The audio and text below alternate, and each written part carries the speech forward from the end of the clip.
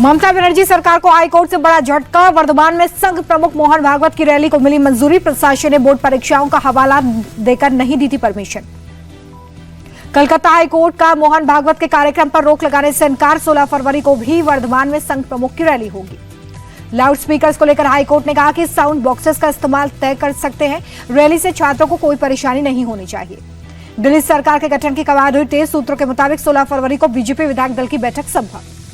विधायक दल की बैठक में 2 से 3 दिन बाद हो सकता है शपथ ग्रहण। हालांकि अभी शपथ की तारीख फाइनल नहीं है। बढ़ सकती है आप सुप्रीमो अरविंद केजरीवाल की मुश्किलें। बीजेपी ने डिजिटल लूट के आरोप में केजरीवाल पर एफआईआर दर्ज करने की मांग की।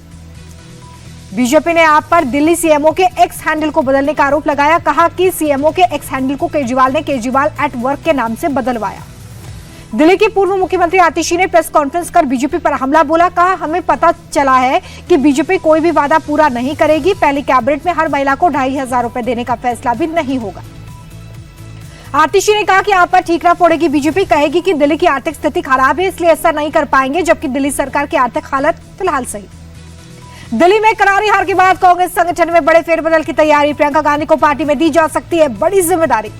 केसी वेणुगोपाल का पार्टी में पावर कम किया जा सकता है। कई राज्यों में प्रदेश अध्यक्ष और प्रभारी के बदलने पर चर्चा। दिल्ली के मोहल्ला क्लिनिक का नाम बदला जाएगा। सूत्रों के मुताबिक आयुष्मान आरोग्य मंदिर हो सकता है नया नाम। केंद्रीय स्वास्थ्य मंत्रालय ने दिल्ली सरकार से मोहल्ला क्लिनिक को स्थिति को लेकर रिपोर्ट मांगी है। रिपोर्ट के आधार पर नाम बदलने का किया जाएगा फैसला। वक्फ संशोधन बिल पर मौलाना अरशद मदनी ने विपक्ष की तारीफ की। कहा बिल का विरोध करने पर विपक्षी दलों का शुक्रिया। मदनी ने जेडीयू और टीडीपी पर हमला बोला। कहा उनकी जुबान अपने व्यक्तिगत मामलों की वजह से बंद हो गई है। कानून बनाने वाले मुसलमानों की जमीन हड़पना चाहते हैं। वक्फ संशोधन बिल पर जेपीसी के रिपोर्ट पर बोले बीजेपी नेता मोहसिन रजा, ये बिल जनहित में है, हम इसका स्वागत करते हैं। वक्फ संशोधन विधेयक को लेकर निर्दलीय सांसद पप्पू यादव ने सरकार को घेरा। कहा जेपीसी में जो मुद्दे सामने आए उन्हें ही गायब कर दिया गया है, ऐसे नहीं चलेगा, विरोध होगा। कांग्रेस को बड़ा झटका। सोनिया गांधी के सलाहकार रहे अहमद पटेल के बेटे फैजल पटेल ने कांग्रेस से इस्तीफा दे दिया है। पार्टी की कार्यशैली से नाराज होकर उन्होंने फैसला लिया। पार्टी पर काम न करने देने का आरोप लगाया।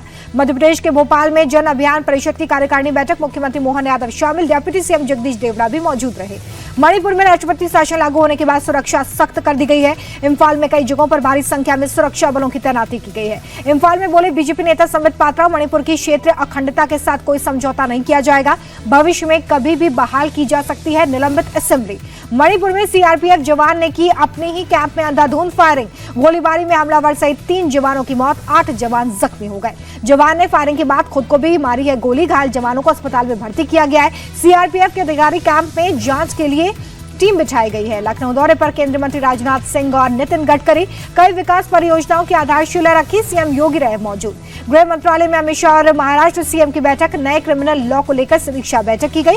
महाराष्ट्र की डीजीपी रही मौजूद। पुलवामा आतंकी हमले की आज 6वीं बरसी है।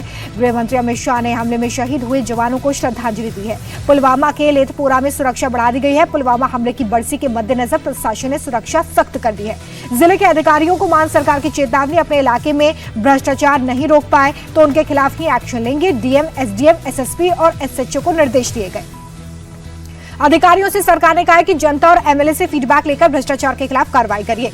बर्खास्त ट्रेनी आईएएस अधिकारी पूजा खेड़कर की अग्रिम जमानत पर सुप्रीम कोर्ट में सुनवाई। दिल्ली पुलिस ने जवाब दाखिल करने के लिए मांगा समय।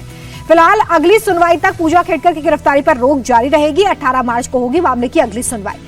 मुंबई में न्यू इंडिया कोऑपरेटिव बैंक पर बैन लगा दिया गया। रिजर्व बैंक के ऐलान के बाद खाता धारकों में हड़कंप है। डिपॉजिटर्स के पैसे निकलने पर भी रोक लगाई गई है। बैंक के ऐलान के बाद बैंक के खाता धारकों में अफरा तफरी है। अंधेरी और विजयनगर समेत कई ब्रांचेस के बाहर खाता धारक पहुंचे हैं।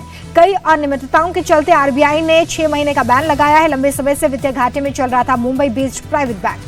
न्यू इंडिया कोऑपरेटिव बैंक मामले पर सीएम देवेंद्र फडणवीस बोले आरबीआई ने जो बैंक के खिलाफ कार्रवाई की है वो सोच समझकर की होगी। न्यू इंडिया कोऑपरेटिव बैंक पर बैन को लेकर बीजेपी नेता किरीट सौम्या का बयान। मालिकों को लॉकर से अपना सामान निकालने की आजादी दी जाएगी। किरीट सौम्या ने 5 लाख तक के बैलेंस फिक्स्ड डिपॉजिट की भरपाई डिपॉजिट इंश्योरेंस स्कीम के तहत होने का भरोसा दिया। कहा डिफॉल्टर्स और धोखाधड़ी करने वालों के खिलाफ कार्रवाई करेंगे। रणवीर इलाहाबादिया की सुप्रीम कोर्ट में याचिका। सारी एफआईआर को एक जगह शिफ्ट करने की अपील। रणवीर इलाहाबादिया ने अग्रिम जमानत याचिका भी दाखिल की है। सीजीआई ने जल्द सुनवाई से इनकार किया। कहा प्रक्रिया के अनुसार सुनवाई होगी। पीएम मोदी और राष्ट्रपति ट्रंप के बीच हुई द्विपक्षीय वार्ता। प्रधानमंत्री ने ट्रंप को दूसरी बार राष्ट्रपति चुने जाने पर बधाई दी है। द्विपक्षीय वार्ता के बाद पीएम मोदी और राष्ट्रपति ट्रंप ने ज्वाइंट प्रेस कॉन्फ्रेंस की। प्रधानमंत्री नरेंद्र मोदी ने दिया राष्ट्रपति ट्रंप को भारत आने का न्योता। प्रधानमंत्री मोदी ने ह्यूमन ट्रैफिकिंग के खिलाफ एक्शन को बताया जरूरी, कहा जो अवैध प्रवासी भारतीय होंगे तभी उन्हें वापस लेंगे। पीएम मोदी ने राष्ट्रहित को बताया सर्वोपरि, कहा विकसित भारत मतलब make in India great again. राष्ट्रपति ट्रंप ने भारत के लिए स्पेशल टैरिफ लागू करने का ऐलान किया, कहा भारत भी कई सामानों पर टैरिफ कम करेगा। राष्ट्रपति ट्रंप ने भारत के साथ रक्षा सहयोग बढ़ाने पर दिया भरोसा, कहा भारत को जल्द F-35 फाइटर जेट मुहैया कराएंगे। ज्वाइंट प्रेस कॉन्फ्रेंस के दौरान डोनाल्ड ट्रंप ने पीएम मोदी को बेहतर नेगोशिएटर बताया, कहा वह मुझसे कहीं ज्यादा टफ नेगोशिएटर है, उनसे मेरा कोई मुकाबला नहीं। राष्ट्रपति ट्रंप ने पीएम मोदी को दिया अभूतपूर्व सम्मान। पीएम मोदी के विजिटर बुक पर हस्ताक्षर करते वक्त ट्रंप ने खुद मोदी की कुर्सी आगे पीछे की। विजिटर बुक पर साइन करते वक्त पीछे खड़े रहे ट्रंप। अमेरिकी राष्ट्रपति ट्रंप ने अपनी किताब आवर जर्नी टुगेदर भेंट की है। पुस्तक के कई फोटो भी साझा किए गए हैं। प्रधानमंत्री के लिए लिखा, mister prime minister you are the great. PM Modi और एलन मस्क के बीच स्पेस टेक्नोलॉजी और इनोवेशन पर हुई है बातचीत। मिनिमम गवर्नमेंट मैक्सिमम गवर्नेंस पर हुई चर्चा।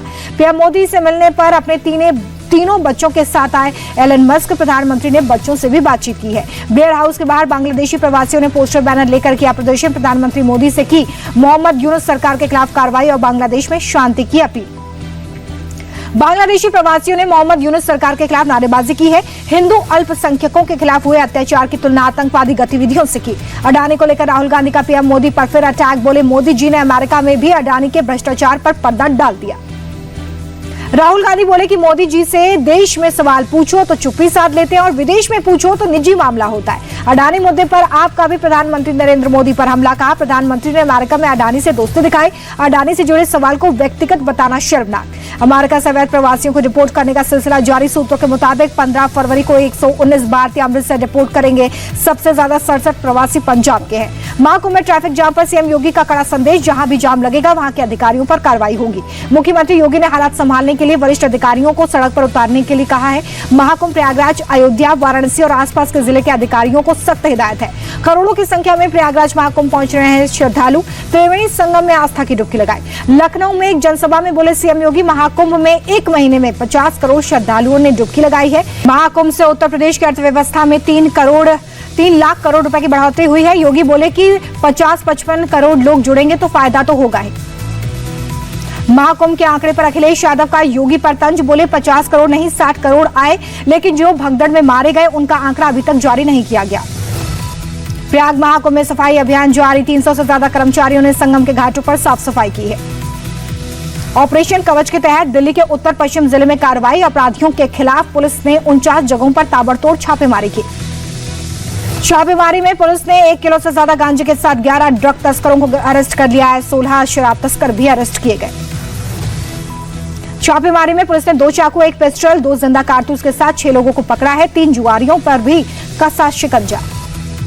गुजरात के जामनगर में चला बुलडोजर। महाप्रभु जी की बैठक क्षेत्र में अवैध दुकानों को किया गया ध्वस्त।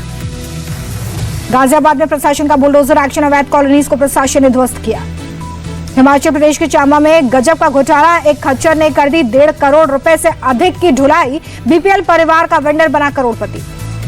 वेंडर के खाते से पंचायत प्रतिनिधियों और उसके रिश्तेदारों को पैसा ट्रांसफर। मामले के तूल पकड़ने पर जांच कमेटी बनाई गई। ग्वालियर में अगवा हुआ 7 साल का बच्चा बरामद। मां की आंखों में मिर्ची डालकर बच्चे को ले गए थे किडनैपर। अपहरण के 14 घंटे बाद मुरैना में मिला बच्चा।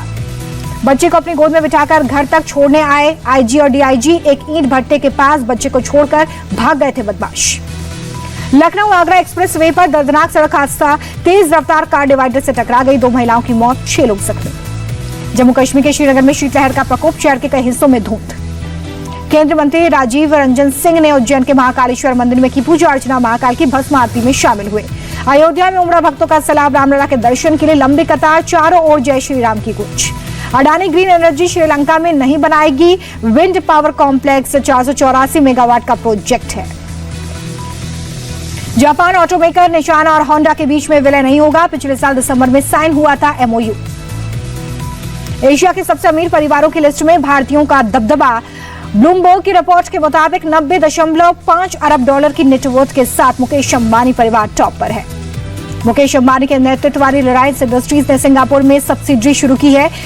REC सस्टेनेबल एनर्जी सॉल्यूशंस नाम से पूर्ण स्वामित्व वाली सब्सिडरी शुरू की गई है। आदित्य बिरला समूह की कंपनी ने तीसरी तिमाही के नतीजे घोषित कर दिए हैं। मुनाफा 60% बढ़कर 3,735 करोड़ रुपए रहा। 2023 की समान तिमाही में कंपनी का मुनाफा 2,331 करोड़ रुपए था। वहीं कंपनी की आय 11% बढ़कर 98,899 करोड़ रुपए हो गई है। आरबीआई ने आरबीएल बैंक के एमडी और सीईओ का कार्यकाल 3 साल के लिए बढ़ाया है। आर सुब्रमण्यम कुमार जून 2028 तक कार्यभार संभालेंगे। अक्टूबर-दिसंबर तिमाही में कॉर्पोरेट नतीजे उम्मीद के मुताबिक नहीं रहे। Bank of Baroda economic research के रिपोर्ट के मुताबिक 1,899 कंपनियों की बिक्री 6% से कम बढ़ी। कंपनियों का मुनाफा भी 14% बढ़ा है। एक साल पहले 16.6% बढ़ा था प्रॉफिट। जनवरी में थोक महंगाई दर में राहत 2.31% पर पहुंचा आंकड़ा। और आईसीसी ने चैंपियंस ट्रॉफी की प्राइज मनी की घोषणा कर दी है। विजेता टीम को मिलेंगे 19.46 करोड़ रुपए, उप विजेता को 9.72 करोड़ रुपए मिलेंगे।